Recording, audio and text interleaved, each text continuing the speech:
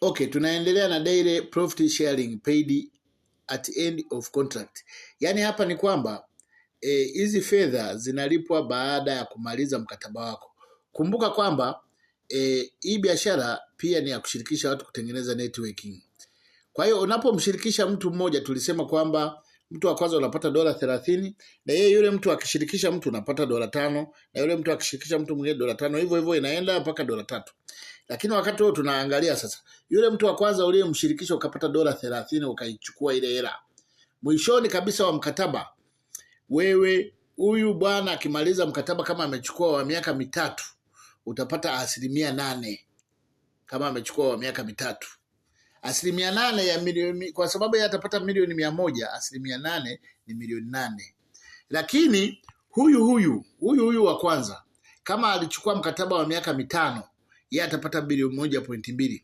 8% ya bilioni 1.2 ni milioni 80. Kwa hiyo wewe utapata milioni 80 kutoka kwa huyu mtu wa kwanza.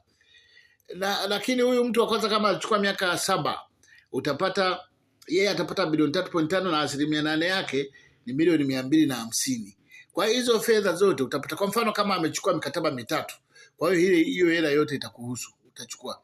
Lakini kama amechukua 10, utachukua. Kama amechukua 100, utachukua hizo 8%. Sasa kizazi cha pili ambacho kimewekwa na huyu wa 8% ambaye ni $30, kizazi cha pili utapata 5%.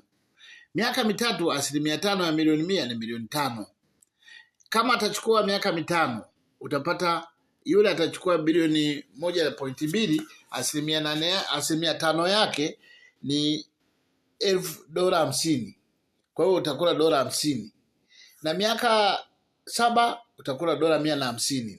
Sasa vizazi hivi vinaendelea moja kwa moja kama unavyoona. Formula ni hiyo za 5%, 5%, 4%, 4%, hivyo inakwenda kabisa mpaka kizazi cha 20. Kwa hiyo kizazi cha 20 utakuwa umekula $63,000. Umeona?